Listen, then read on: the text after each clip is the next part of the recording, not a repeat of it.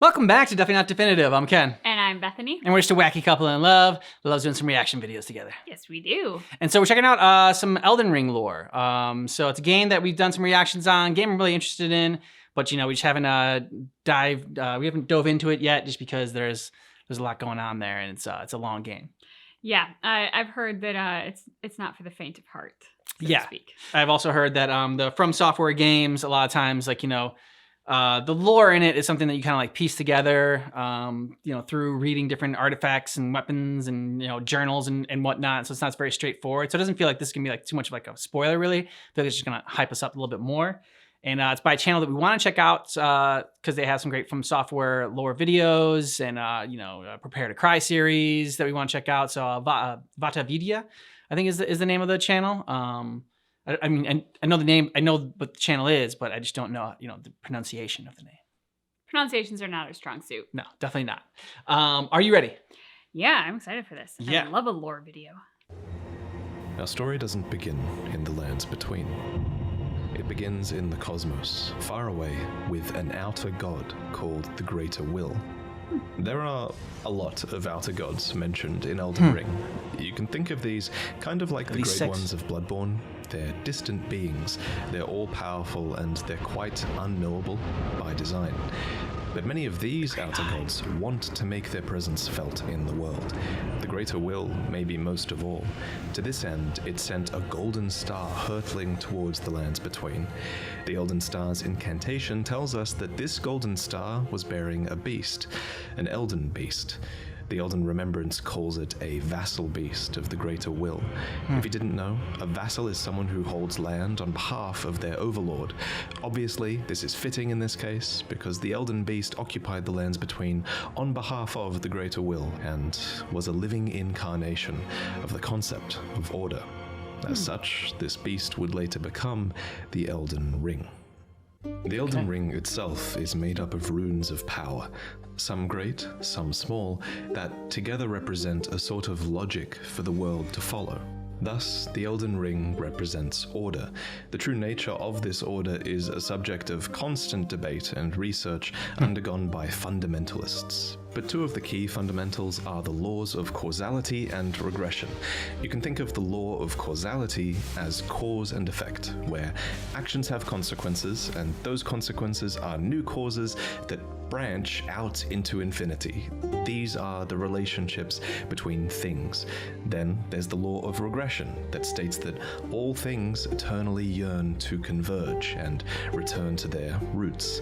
Fittingly, then, the Elden Ring is housed within the Erd Tree, which towers over the lands between. But it's very important to stress that life in the lands between did not begin with the Erd Tree, the Elden Ring, or the Elden Beast. No, the lands between were occupied well before the Greater Will came. There were other beings here. There were other factions here. There were other gods here. And there was even another great tree here before the Erd Tree. And this is where a huge twist regarding the Erd Tree comes in. So, there are incantations in the game called Aspects of the Crucible. According to their descriptions, these are manifestations of the Erd Tree's primal vital energies. And I quote, "They are an aspect of the primordial crucible where all life was once blended together." But how could all life be blended together in the Erd Tree if the Erd Tree appeared after life existed? Well, there can only be one answer, right? That the Erd Tree is a parasite, and it took over a tree that existed here before. This ancient tree was called the Great Tree. So the Great Tree was almost certainly the location of this primordial crucible, and it must have been a very powerful primordial force for the Greater Will to have commandeered. It might even be the reason the lands between is important to the Greater Will in the first place. It also explains why spells and enemies related to the Great Tree's crucible would eventually be looked down upon. For example, the Knot Talisman is fashioned from a knotted vestige of the crucible, and it was considered a signifier of the divine in ancient times, but is now increasingly disdained as an impurity as civilization has advanced. Enemies related to the crucible are the Omen, the Misbegotten, and the Crucible Knight, and all three of them would be shunned, enslaved, or imprisoned. Those who speak for the Erd Tree don't want you to know its roots, so to speak. According to the spell, protection of the Erd Tree, in the beginning everything was in opposition to the Erd Tree, but through countless victories in war, it became the embodiment of order. In Marika's own words, the Erd Tree governs all. The choice is thine. Become one with the order, or divest thyself of it, to wallow at the fringes, a powerless upstart. But the Greater Will needed more than a big tree. It needed loyal agents in the lands between. To this end, it has the Two Fingers, who are its envoys. The Two Fingers heirloom has a weird picture of them, but it reads, "Of course, fingers cannot speak, yet these are eloquent. Persistently they wriggle, spelling out mysteries in the air. Thus did we gain the words of our faith." These words are interpreted by the finger readers. These are the undying old crones that you would have found throughout the lands between. They pass down the wisdom of the Two Fingers, or at least they used to. Your fingers, please, your fingers. I can read them. Most of them appear to have lost their purpose, and they're desperate to read your fingers and tell you annoying riddles, since their two fingers are likely dead. And yes, of course, there are multiple sets of Two Fingers. You would have found their corpses on the tops of the divine towers. Atop these towers, you loot the fingers in order to activate the true power of a great rune. Specifically though, you are giving benediction back to your great rune. You're taking a blessing back from the two dead fingers, essentially. This is just one of many blessings that the Two Fingers can bestow, and my point is kind of that the Two Fingers clearly have more than just influence. They have real power on some level. The Greater Will needs these powerful envoys and agents because, while it's obviously incredibly powerful, it does seem limited by a few things. First is space. The Greater Will didn't come to the lands between itself, it sent an Elden beast to do its bidding instead. Second is time. There is a moment later in the game where your pair of Two Fingers goes still because they're forced to commune with the Greater Will for guidance. When they are finished, the fingers will again offer their guidance. But thousands, if not tens of thousands, of moons must first pass. No matter for me. But you, how will you ever manage to wait? So the Greater Will needs a physical manifestation of order. It needs envoys to convey its will, but what it also needs is a god. Introducing Marika the Eternal. I have this utterly enormous mind map of Elden Ring's lore, and oh my God. There's a reason she's at the center. She's essentially the equivalent of Gwyn from Dark Souls, except unlike Gwyn, Marika didn't just crawl out of the dark and find power. To an extent, it seems like she earned it. We don't know much about her origins, except that she is of the Numen race, which is actually an origin that you can choose in the character selection screen. Numen come from outside the lands between, and are supposed descendants of denizens of another world, long-lived but seldom born. At some point, Marika was chosen as an Empyrean. What is an Empyrean? Well, an Empyrean is a being chosen by the Fingers as a candidate for godhood. As an Empyrean, Marika received the aid of a shadow to do her bidding. So what is a shadow? Well, it's a wolf, shadowbound to its Empyrean by the Two Fingers. Luna Princess Rani is another example of an Empyrean with a shadowbound beast. You would have met Blythe. These creatures are the Empyrean's very own shadow. They are completely loyal to their needs and, by definition, incapable of treachery. Marika's shadow was a beast called Malakath. Every Empyrean uses their shadow in different ways, but Marika's sole need of her shadow was as a vessel to lock away destined death. So what is destined death? Well, according to Enya, it's the rune of death. The rune of death goes by two names. The other is destined death.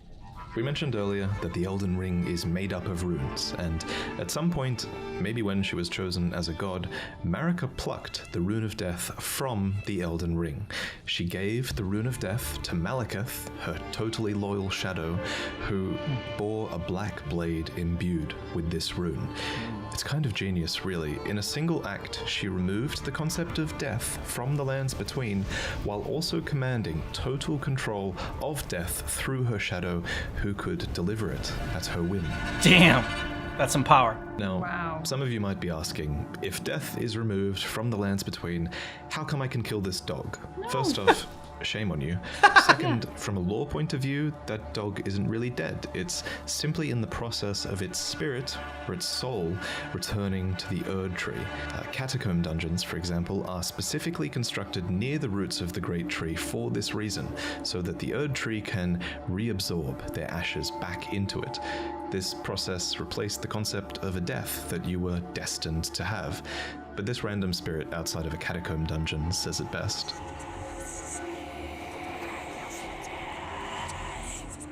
As another example of this theory, when you kill a major boss, you receive a remembrance of them. These are spirits, and they are hewn into the Erd Tree. In this way, thanks to the Erd Tree's grace, their spirits are immortalized, in a sense. This new form of death also explains what's happening when you summon spirits. From ash and return to the Erd Tree. However, some spirits never return to the Erd Tree, and they rise within death as corpses or skeletons instead.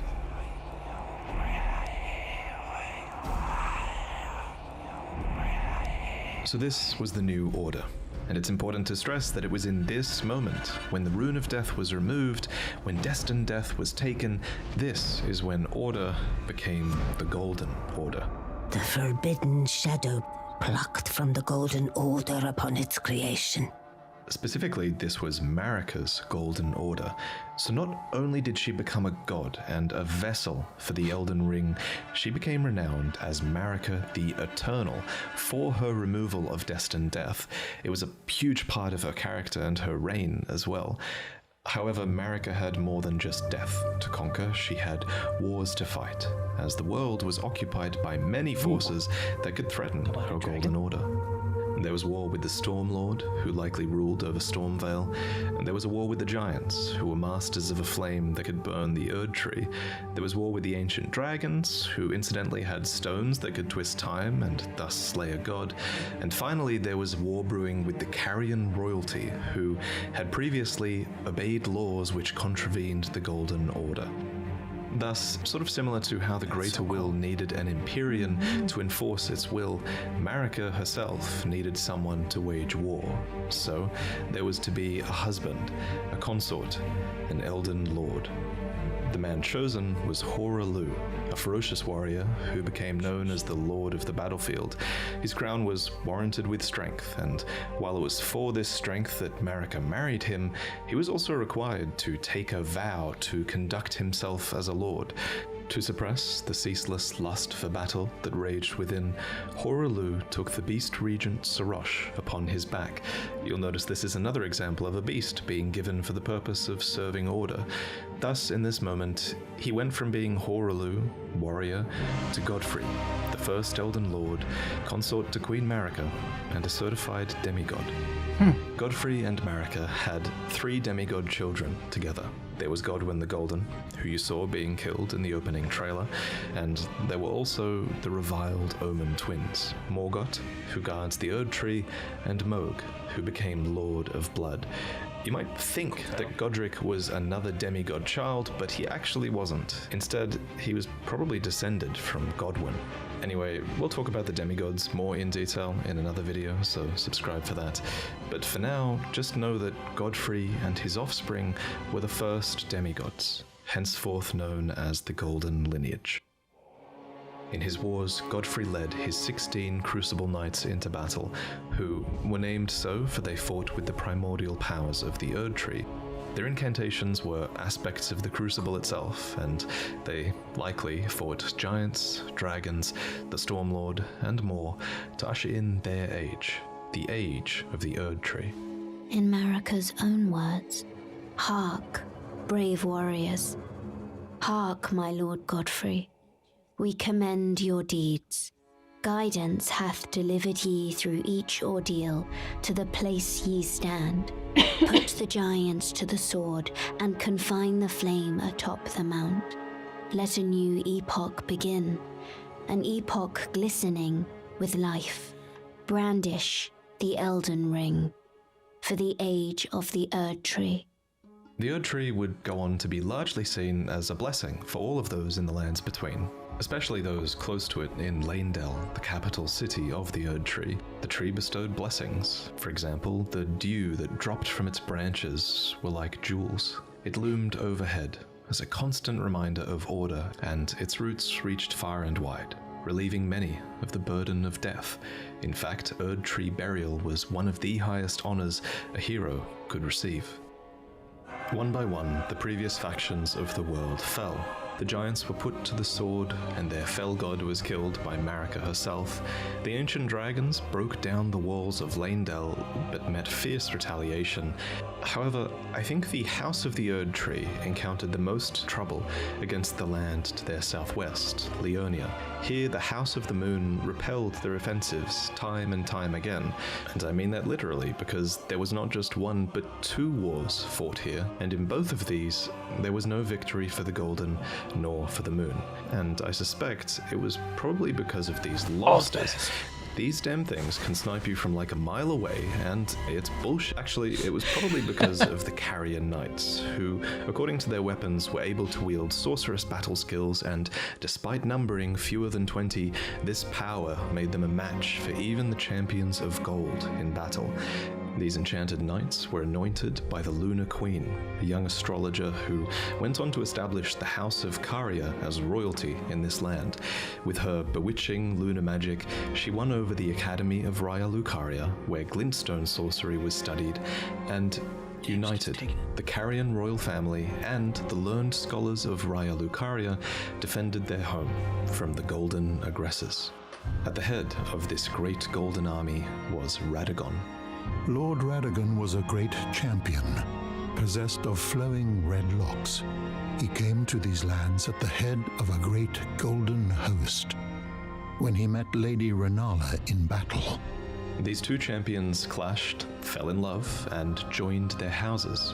Radagon once cleansed himself with celestial dew, repented his territorial aggressions, and swore his love to Renala. The order of the Erd Tree and the fate of the moon were conjoined, and all the wounds of war forgiven. You might think it strange that the Greater Will would permit this union, but it's not too odd, all things considered. As with most FromSoftware games, sorcery and faith are just two sides of the same coin, and both of these powers stem from the cosmos. Radagon and Renala were known to have 3 children together. Lunar Princess Rani, who inherited her mother's propensity for lunar magic, Radan, who took after his father Radagon and would go on to master gravitational magic, and Rykard, who pioneered new hex sorceries and would go on to feed himself to a great serpent. Oh my god. It follows that at some point after this, Marika began to harbor doubts. Doubts about the Golden Order, that she had had a hand in creating.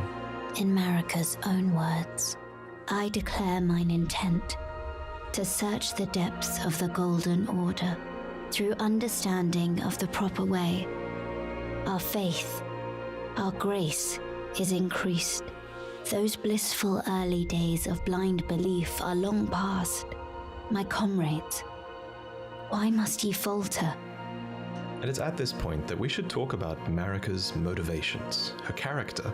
This is surely going to be one of those huge points of debate in the coming years, but for now, my working theory is that she wanted to discover the truth behind order and the truth behind the Greater Will, and she believed that bonds had to be broken so that they could be better understood. She believed that there was great meaning to be found in hardship. Queen Marika has high hopes for us, that we continue to struggle unto eternity. For Lord Godfrey, his struggle ended at the end of his campaigns. According to his armor, he led the war against the giants, faced the Storm Lord alone. And then there came a moment when his last worthy enemy fell. And it was then, as the story is told, that the hue of Lord Godfrey's eyes faded. In truth, he was robbed of his grace. Then Marika sent him away. My lord, and thy warriors, I divest each of thee of thy grace. With thine eyes dimmed, ye will be driven from the lands between. Ye will wage war in a land afar, where ye will live and die. This became known as the Long March of the Tarnished, as Godfrey and his tarnished descendants walked away from the lands between. But Queen Marika absolutely had a plan here, that Lord Godfrey and his descendants would one day return stronger, having struggled outside of grace.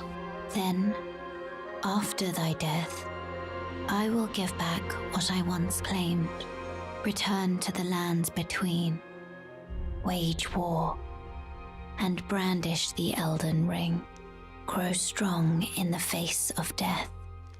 Warriors of my lord, Lord Godfrey. Soon after, she found a new husband. Either that or a new husband was found for her. When Godfrey, first Elden Lord, was hounded from the lands between, Radagon left Rennala to return to the Erdtree capital, becoming Queen Marika's second husband and king consort, taking the title of Second Elden Lord. The mystery endures to this day as to why Lord Radagon would cast Lady Rennala aside, and moreover, why a mere champion would be chosen for the seat of Elden Lord. Whatever the case, as a part of this union, Radagon's prior 3 children with Rennala became demigod stepchildren, granted grace thanks to their new family tree. Rennala was broken by this, and so was her country, Leonia. The Queen's set reads, when Rennala, head of both the Academy of Raya Lucaria and the Carian royal family, lost her husband Radagon, her heart went along with him. And then those at the Academy realized that Rennala was no champion after all. In the wake of Radagon's betrayal and Rennala's poor judgment, Leonia struggled with civil war, with the Academy of Raya Lucaria on one side and the Carian royals on the other. And it's here, during the age of the Erdtree, that Lunar Princess Rani, daughter of Rennala and Radagon, stole a fragment of the Rune of Death. It happened during the golden age of the Erdtree, long before the shattering of the Elden Ring. Someone stole a fragment of the Rune of Death from Malekith, the Black Blade. As mentioned previously, Malekith was Marika's shadow, and he had sealed destined death in a black blade. Then a fragment, only a fragment, of this Rune of Death was stolen. And once this happened, Malekith went a step further in protecting destined death. He bound the blade within his own flesh, such that none might rob death ever again. It was too late, however. This fragment of the Rune of Death was used immediately, that night, to kill a demigod, Marika's own son, Godwyn the Golden. That was the first recorded death of a demigod in all history, and it became the catalyst. Soon, the Elden Ring was smashed, and thus sprang forth the war known as the Shattering. Now, there is a lot of really credible evidence that Marika was behind this plot to have a fragment of the Rune of Death stolen. There's also a ton of evidence that Marika is behind the entirety of your Tarnished quest, but we'll talk about that in another video. For now, all you really need to know, in terms of the timeline at least, is this. After the marriage of Marika and Radagon, and after a fragment of the Rune of Death was stolen, Marika went on to shatter the Elden Ring, and Radagon attempted to repair it, to no avail. The Elden Ring had been broken into runes, some great and some small. You know, it's said that Lord Radagon harbored a secret. A famed sculptor of the Erdtree capital was once summoned to render Lord Radagon's likeness in giant stature, when he glimpsed the skeleton in Radagon's closet. And as such, it's said the great statue harbors his secret too. Of course, the huge twist in Elden Ring is that Radagon is Marika, Or depending on what you believe, he became her, for she knew it was going to happen. In Marika's own words, O Radigan, leal hound of the Golden Order, thou art yet to become me. Thou art yet to become a god. Let us be shattered, both. Mine other self. You can tell when FromSoftware is keeping something a little bit open-ended, and of everything in Elden Ring's lore, this will also go on to be one of the biggest unknowns as we move forward. For example, the wording, thou art yet to become me, reinforces that Marika and Radagon were two separate entities before the shattering. However, in contrast, there is also evidence that Radagon was always part of Marika. For example, Enya says that The demigods are each and all the direct offspring of Queen Marika. but how can this be if Radagon married Renala and had those demigod children? The only way that makes sense is if Radagon was always Marika and he just went over there to seduce Renala long ago. I'll present more concrete theories in the future, but on this matter, the most important thing is, what do you think? While you can figure out a ton of Elden Ring's story, not all of it is open to interpretation. Certain things are, and this is one of them. And your interpretation is a big part of what makes this story special. At any rate, the union of Radagon and Marika seems to be a union of two fundamental opposing laws of the Golden Order. We mentioned these laws earlier, actually. There's the law of causality, and Marika is an agent of cause and effect. And there's the law of regression, as Radagon is a character who aspires to be complete and regress together. So I have a theory that forcing these two beings that represent these concepts together would have corrected Marika's deviance. But even so, she was imprisoned in the Erd Tree for the crime of the Shattering. Marika's trespass demanded a heavy sentence. But even in shackles, she remains a god and the vision's vessel. The conjoined Radagon and Marika even had two demigod children of their own, Mikola and Millennia. These two children were born afflicted. Mikola was cursed with eternal childhood, and Millennia harbored a horrific rot within. Even so, these two children were both chosen as Empyreans. They were immensely sacred beings and eligible to inherit godhood from the Greater Will. Perhaps the Greater Will was just desperate to find a worthy successor, and indeed in the Shattering War to come, many would try to claim the shards of the Elden Ring, and they would try to take the throne, including, of course, the Tarnished, who returned from their long march at long last, which we'll talk about in the next main lore video. I should probably also mention here that if you become a patron, you'll see upcoming lore videos early, as that's one of the rewards you get if you pledge to the $3 tier. And if you think my channel really adds a lot of value to the Souls games for you to the point where you pledge $20, then in this new tier you'll receive a new mug every 3 months that has a unique design on it to do with the games by FromSoftware. There are 4 to collect. The first one you'll get is inspired by Dark Souls, then Elden Ring, then Sekiro, and finally Bloodborne. And they all have fantastic art that I worked on with an amazing artist named Chu. But anyway, I figured this is the right place to end this video because the information here is going to be overwhelming. I bet it probably was too overwhelming, you know? It took me ages to commit these names and the relationships they had with other characters to memory, so I hope you guys are doing alright.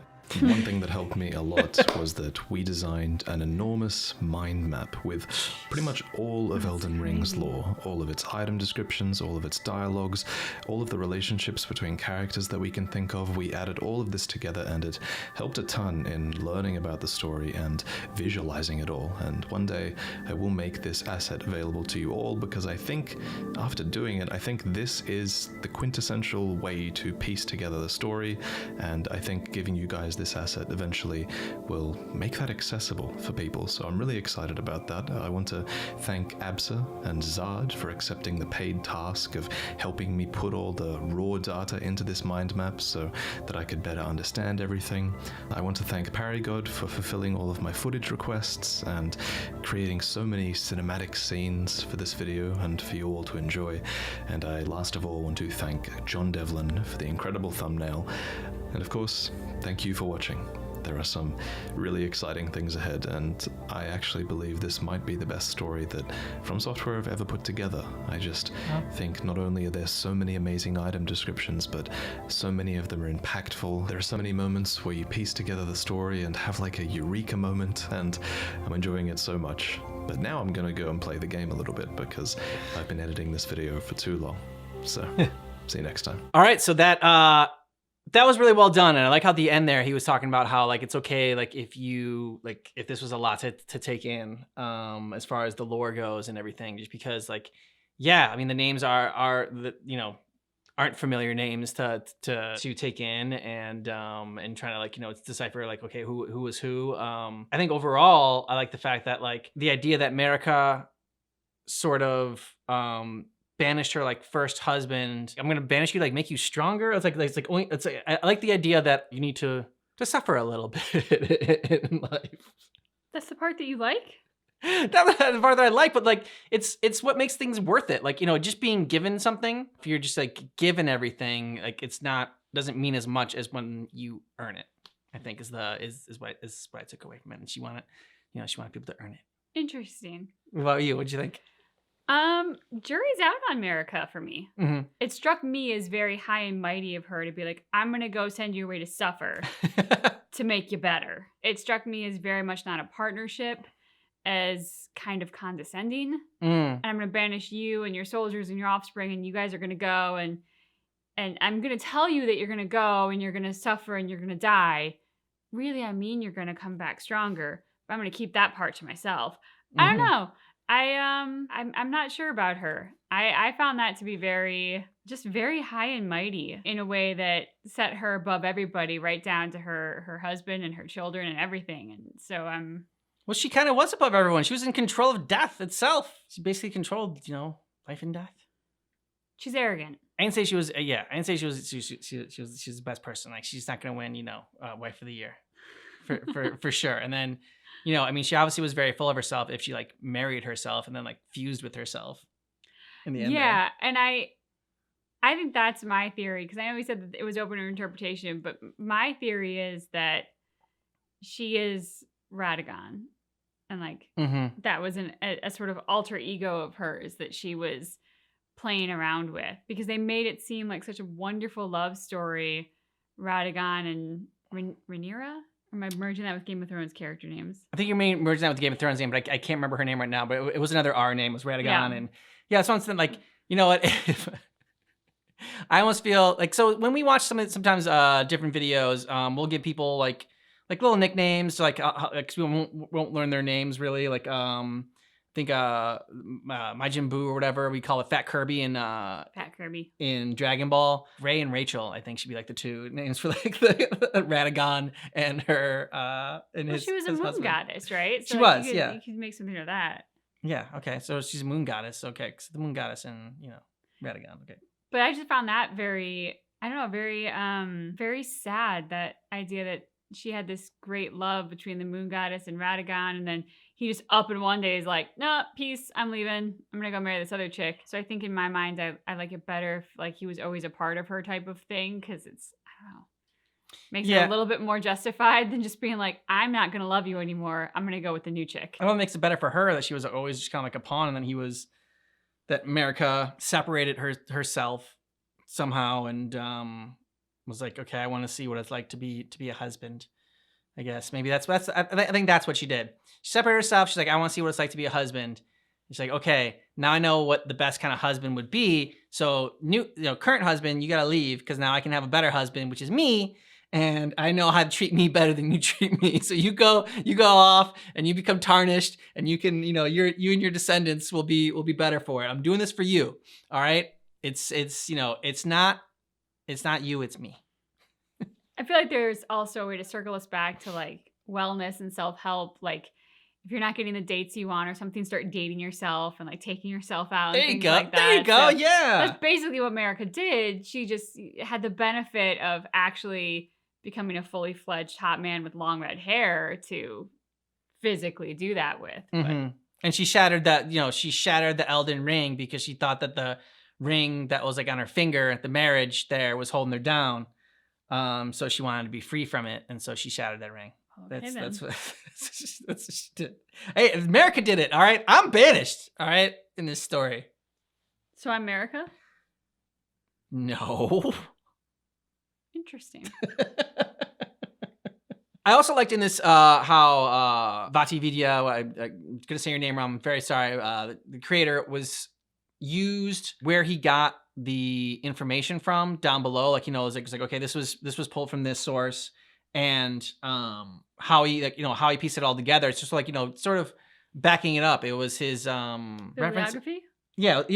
Okay, there you go. That's what I was looking for. It was his bibliography, as he was, in the video, which I thought was pretty cool. I liked it when he broke up it a little bit with some humor. It wasn't like so much, it's not a Maxor video or whatever, but I did like, breaking up the little humor in there when he was talking about the missile that could hit you from a mile away, which was bullshit. I thought that was a good moment because, you needed that a little bit. Or when he made the 2 fingers, then he did little air quotes. Yeah. That was good too. That was good. Y'all let us know what you thought about this video down below in the comments. And, we talked about earlier that we thought that this wasn't going to be like, a huge spoiler since we, get all the information like from the game and whatnot. But then he told me like, the big twist in Elden Ring, we found out about it. But, it is what it is. And the game's been out a long time now. So, it's just like, you can't avoid spoilers. Thanks so much for checking out our reaction for Elden Ring's Lore Explained by Vati Vidya. But just keep in mind That our reaction is definitely not definitive.